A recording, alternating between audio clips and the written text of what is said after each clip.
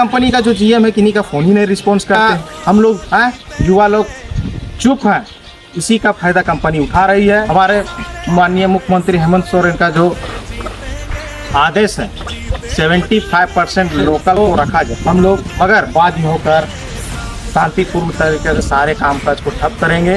और पचड़ा के लोग किराड़ी थाना में ज्ञापन सौंपे हैं। वहाँ पर कोल कंपनी जो आई है CCL की, जो सुशील इंफ्रा कंपनी है, वहाँ के लोगों को रोजगार ना सही से सुविधा, जो मूलभूत सुविधा जो वास्तविक जो मिलना चाहिए, सिर्फ लोगों को ठगने का काम वहाँ पे किया जा रहा है। और वहाँ के लोग भोली भाली जनता को परेशान किया जा रहा है।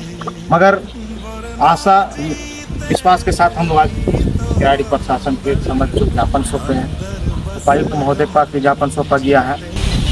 अगर कंपनी 6 अगस्त से पहले 5 तारीख तक अगर वार्ता नहीं करती है तो हम लोग बाध्य होकर शांतिपूर्ण तरीके से सारे कामकाज को ठप करेंगे।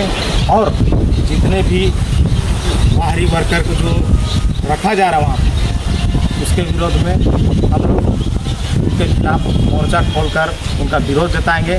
हमारे माननीय मुख्यमंत्री हेमंत सोरेन का जो आदेश है 75% लोकल को रखा जाए, मगर यहाँ पे आप देख सकते हैं जितनी भी कोल कंपनियाँ आए हुए हैं, ये जस्ट विपरीत किया जा रहा है। 75% बाहर के लोगों को रखा जा रहा है, 25% यहाँ के लोगों को रखा जा रहा है।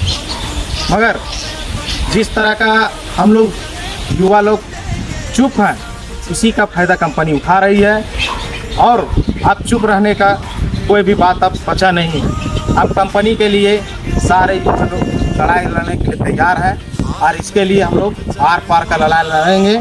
और प्रशासन का भी हम लोग अवगत करा चुके हैं कि बराबर इसी तरह से कंपनी हम लोग को ठगने का और छलने का काम कर रही है। इस तरह से हम लोग नहीं झेल पा रहे हैं। रही आप देख सकते हैं केरेडारी में जितनी कोल कंपनियां खुली हुई है, पोल्यूशन से इतने ग्रसित हो रहे हैं लोग। आज अगर मान लीजिए पहले के लोग अगर जीते थे कुछ ज़्यादा आयु वर्ष, अभी मान लीजिए वो घट के जस्ट बहुत ही कम हो गया। क्यों? यहाँ पर पोल्यूशन का बहाव इतना ज़्यादा बढ़ गया है। आप देख सकते हैं नहीं सही से जांच रिपोर्ट पोल्यूशन बोर्ड को भेजा जाता है, नहीं सभी ग्राम सभा के सभा रखा जाता है। यहाँ पे सभी तरह का समझ लीजिए कि चुपचाप रहने का ही फायदा कंपनी उठा रही है। अब हम लोग चुप नहीं रहेंगे। अब बेरोजगार युवा जो जमीन दे चुके हैं वो नौकरी में नहीं लग पा रहे हैं और बाहर के लोगों को नौकरी में रखा जा रहा है। आखिर कौन सा उनका पास जमीन जा रहा है?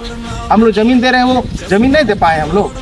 वो लोग कहाँ से जमीन दे रहा है? क्या किनका पैरवी लग रहा है? वो भी स्पष्ट करें। ये कंपनी का जो जीएम है किन्हीं का फ़ोन ही नहीं रिस्पॉन्स करते हैं। अगर आपसे बात नहीं करेंगे लोग तो समाधान कैसे निकलेगा?